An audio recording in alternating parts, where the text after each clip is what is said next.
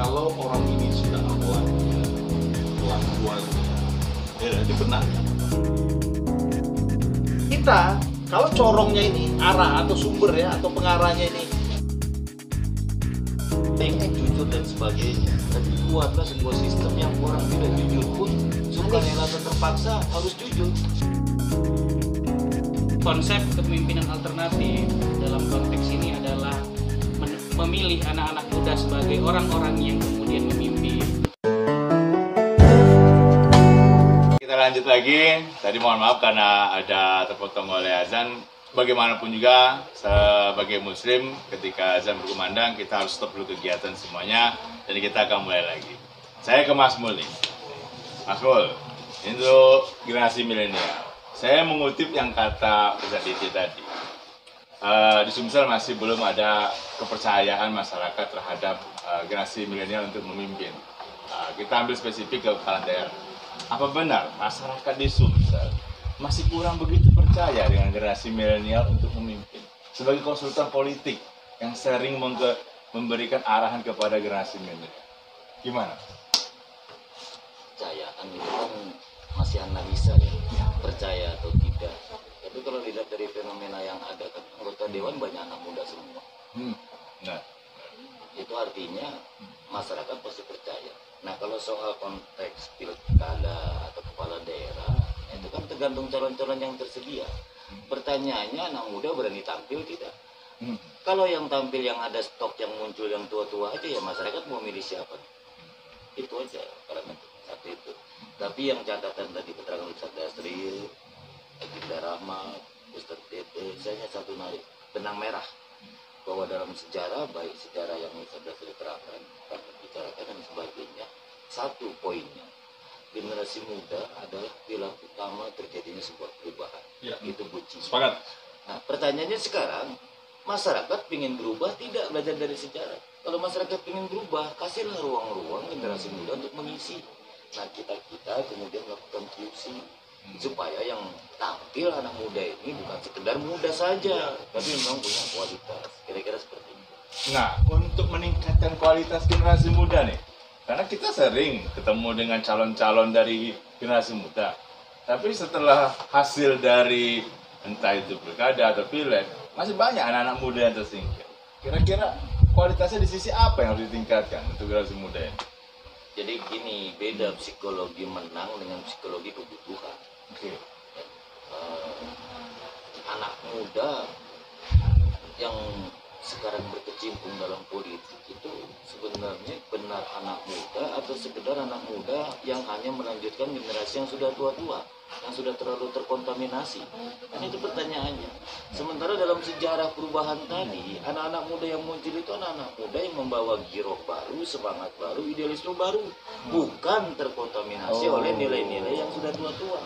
Inilah yang muncul pertanyaan di masyarakat, benar tidak ini anak muda buat perubahan? Kan seperti itu. Idealnya anak muda harus identik dengan perubahan, ide-ide baru, wacana baru yang lebih membawa ke arah perbaikan dan peningkatan. Iya, jangan-jangan generasi muda yang mewarisi generasi tua gitu. Saya tidak bisa mengklaim seperti itu. Ustaz Tasri lebih punya pengalaman, Ustaz Tete lebih punya pengetahuan soal itu. Apakah generasi muda yang tampil sekarang merupakan generasi penerus tradisi yang tua-tua, sekedar itu, atau memang anak-anak muda yang punya giroh baru, semangat baru, idealisme baru, yang memang menjanjikan sebuah perubahan yang lebih baik.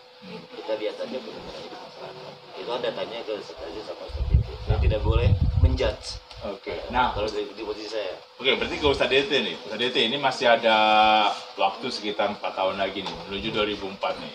2024. Kira-kira untuk ke arah Mas Mul tadi, mempersiapkan generasi muda sampai 4 tahun ini. Yang dilakukan apalah biar bisa menerima kepercayaan masyarakat secara tulus untuk yakin deh generasi muda bisa memimpin. Ya, jadi mungkin begini. Saya sebenarnya bukan tidak sepakat generasi milenial untuk memimpin. Saya sangat setuju untuk perubahan, saya sangat setuju. Tadi yang diminta pendapat tentang Sumatera Selatan, kenapa orang tua belum ini? Kalau untuk pencalonan kita sudah lihat pada saat pilkada, pilwako ya, pilihan kepala daerah untuk kota Palembang kan ada anak muda. Banyak.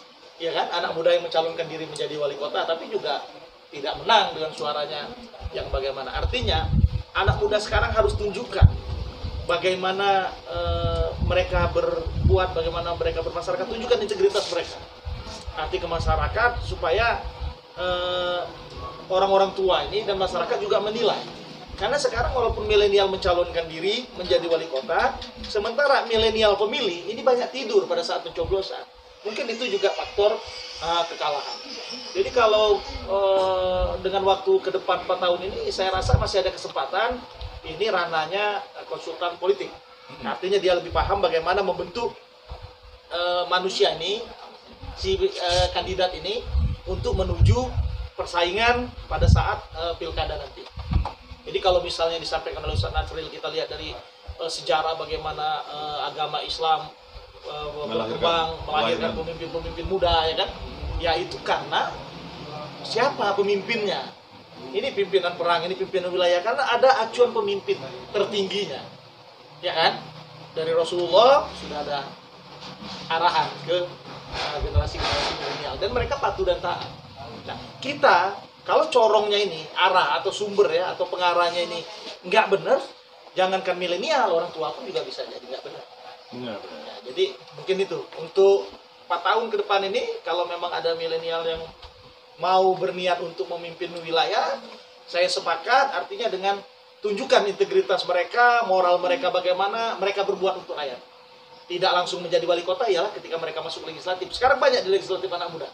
Tunjukkan kinerja mereka. Tunjukkan ke masyarakat bahwa kami generasi muda siap memimpin Kota Palembang, siap memimpin Provinsi Sumatera Utara. Itu untuk tabungan dia di 2004. Betul. Oke. Nah, ke Pak Rahmat nih, bagi generasi milenial. Kira-kira kalau pengamatan Pak Rahmat, karena sangat yakin dari saya merasakan aura keyakinan dari Pak Rahmat kalau generasi milenial bisa bicara banyak di 2024. Seberapa yakin dan seberapa banyak istilah kantong-kantong generasi milenial yang kira-kira mendukung generasi milenial itu sendiri? Gini, kalau boleh mencoba sekaligus ya menanggapi dari pernyataan dari narasumber, sebetulnya cukup kompleks kalau bicara terkait dengan peran milenial, apalagi hari ini kita juga harus melihat bahwa ada partai politik di dalamnya yang jadi bagian yang tidak bisa dipisahkan. Tapi hari ini menurut saya konsep kepemimpinan alternatif dalam konteks ini adalah memilih anak-anak muda sebagai orang-orang yang kemudian memimpin, entah itu dalam konteks legislatif maupun eksekutif, adalah hal yang harus kita coba. Karena kenapa?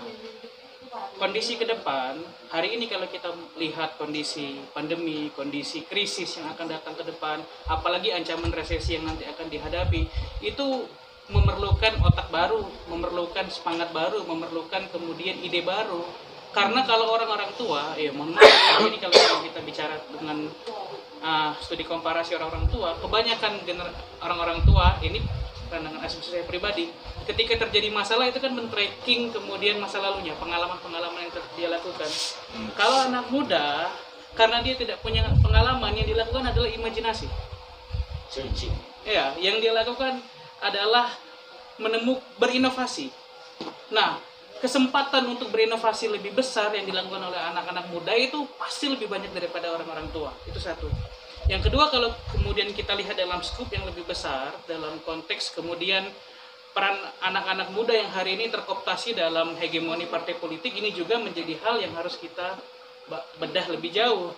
Karena boleh jadi anak-anak muda itu punya narasi, anak-anak muda itu punya ide, anak-anak muda punya kemampuan, tapi hari ini sistem pencalonan yang dalam konteks legislatif maupun eksekutif yang menggunakan partai politik juga harus dibenahi. Jadi kalau saya pribadi, kalau kita ingin kemudian memperbaiki semuanya, harus evaluasi sama-sama. Karena kenapa? Paradigma yang kita lihat, khususnya di partai politik misalnya, kalau ada anak-anak muda yang semangat, yang spirit, nanti kemudian anak-anak muda itu meresistensi orang-orang tua. Padahal tidak begitu. Padahal kemudian anak-anak muda itu sangat humble, kalau menurut kami, yang kemudian bisa memberikan kemajuan. Artinya hari ini diskusi yang kita bangun juga harus melihat dalam sisi-sisi yang lain, dan juga menjadi evaluasi juga untuk seluruh komponen ketika kita ingin anak muda. Dan saya yakin kepemimpinan alternatif yang hari ini adalah anak-anak muda adalah keniscayaan. Oke, sangat yakin. Ustadz Dasril ini biasa jadi host, jadi agak tertahan untuk bicara. Nah, jadi saya mau ke Ustadz Dasril dulu nih. Ustadz Dasril tadi bicara soal sistem lah, sistem yang kalau saya menangkap dari Pak Rahmat, sistemnya masih belum berpihak ke anak muda. Sistem perpolitikan lah, sistem perpolitikan. Apakah benar seperti itu, Saudara? Atau sebenarnya tidak ada sistem perpolitikan itu memihak ke anak muda atau ke anak tua? Jadi sebenarnya saya ini biasa komunikasi dengan Ustadz Iti ya. Kalau Ustadz itu bilang gini, untuk membasmi pengganja ya, sering ganja itu, ya. Kalau orang ini sudah akhlaknya, kelakuannya, ya, dibenahi, ditaruhlah dia di kebun ganja, di kaki ganja. Jadi kita ini kadang-kadang kalau saya bilang alay, barangkali ada yang tersinggung. Tapi enggak, sebenarnya gini, benahi, lihat diri kita. Ketika kita akan menyampaikan, lihat diri kita. Kita sudah berbuat untuk mencapai ini seperti apa. Kan gitu. Itu kan harus dimulai dari diri kita dulu. Bahwa kita mengatakan bahwa kita ini tidak maling, ya you jangan mengatakan maling dong, kan gitu. Padahal sebenarnya di belakang you biasa melakukan itu. Nah ini yang harus kaca diri kita. Benahi diri kita dulu. Sistem, saya yakin sistem yang dibuat oleh para pengambil kebijakan, itu saya yakin tidak ada yang jelek lah. Kalau kita baca kan, tetapi orangnya mengambil peluang itu aja. Dia mensiasati. Kan kalau ke bahasa Mas Mul itu dia buat kata baru untuk melegalkan bahasa ini. Artinya ini yang harus dikurangi. Kita ketika kita bicara maling, ya itu jelek lah. Walaupun bahasa bantu, kita ada orang mau maling nih, mau buka Indomaret atau bahasa jangan sebut merek deh, sebuah toko lah. Kita bantu nih. Itu kan kalau bantu bahasanya itu kan baik tuh. Baik. Tetapi karena itu membantu perbuatan yang salah, nilai itu dulu. Yang dibantu itu perbuatan salah. Itu yang harus kita hindari. Yang dibantu juga dibilang harus yang halal, jangan yang haram. Jadi sebenarnya sistem perpolitik kan tidak ada masalah tidak ya ada masalah. Anak muda maupun generasi tua tidak ada masalah. Tidak ada masalah di hal-hal seperti itu. Tetapi kadang-kadang di diri kita masing-masing ini, yang generasi tua, yang generasi muda, mau tidak melihat ini sebagai sebuah gerakan moral untuk merubah ke arah itu. Jadi ada kita anggapan ketika kita melakukan sesuatu hal yang buruk, ini adalah strategi saya untuk melakukan itu. Dia tidak punya rasa takut. Kenapa? Karena sudah ada cantolan bahasa untuk membenarkan perbuatan dia. Ini kan politik saja. Kau yang bodoh. Padahal kan nilainya tidak seperti itu yang diajarkan di madrasah. Jadi harus ada nilai. Ini yang kita harapkan. Berbicara tua muda, sebenarnya tidak ada persoalan. Tetapi yang kita harapkan, yang nanti memimpin kita ini kita sepakati, mereka memiliki kriteria. Ya kan? Anak, yang hal-hal seperti itu. Jujur. Nah kita berharap hal yang seperti ini yang kita bangun. Nih ke Mas Mul nih, berarti Mas Mul. Ini Ustadz itu sudah menyampaikan secara banyak nih dari singgungan ke beberapa sisi nih. Kalau saya mau ke agak lebih spesifik deh, masalah soal kepopuleran sebagai konsultan politik. Yang Ustadz Diti katakan tadi kan banyak yang mencalonkan anak muda, tapi masih terpilih yang lebih tua. Ada faktor kepopuleran yang menghambat mereka, atau dari sisi lain integritasnya, atau apanya kira-kira? Populeran yang menghambat. Populer kan hasil sebuah proses. Jadi jangan popularitas tidak iya atau tidaknya yang disalahkan. Prosesnya itu benar atau tidak. Jadi saya lebih tertarik tadi bicara sistem perpolitikan. Sistemnya dulu baru sistemnya. Terus saya malah terbalik. Gimana? Sistem dulu. Sistem. Buat sebuah sistem yang kuat dan memaksa, baru person bisa baik. Itulah kenapa diturunkan aturan-aturan dulu, baru manusia. Ya. Karena orang yang baik pun bisa jadi tidak baik karena sistem yang memang tidak baik.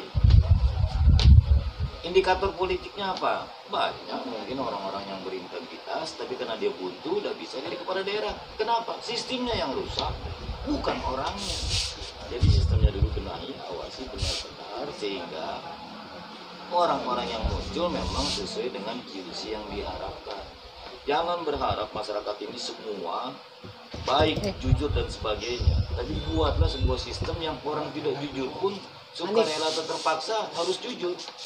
Artinya penguatan sistem. Di Singapura itu sama kok, orang Singapura kalau di sini juga lama-lama tinggal di Indonesia jadi jorok, sampah sembarangan. Tapi Anda tahu orang Indonesia di Singapura, kita pengen tahu sebulan itu dia itu jadi disiplin atau tidak. Ini karena memang sistemnya yang itu kalau dari psikologi manusia. Apakah sistem itu menghambat anak muda? Sistem itu kan berjalan secara naluriah, alamiah, ya. Bahwa generasi tua lama-lama hilang, muncullah generasi muda. Justru yang saya pertanyakan, generasi muda ini jangan hanya merasa muda lalu merasa menjadi generasi pendobrak. Ya. Kriteria milenial itu kan banyak. Kalau kita tadi belajar sejarah yang disampaikan Ustaz Tasril atau Rahmat tadi, soal generasi muda pendobrak, generasi muda yang kayak apa yang mendobrak? Itu kan mereka yang benar-benar memiliki idealisme, integriti, semangat perubahan dan sebagainya, baru bisa berubah. Tapi kalau hanya generasi muda yang sekedar misalnya memanfaatkan sistem karena koneksi atau karena dana atau karena apapun, ujuk-ujuk jadi pemimpin, percayalah tidak akan ada perubahan apa-apa. Jadi kira-kira seperti itu kuncinya.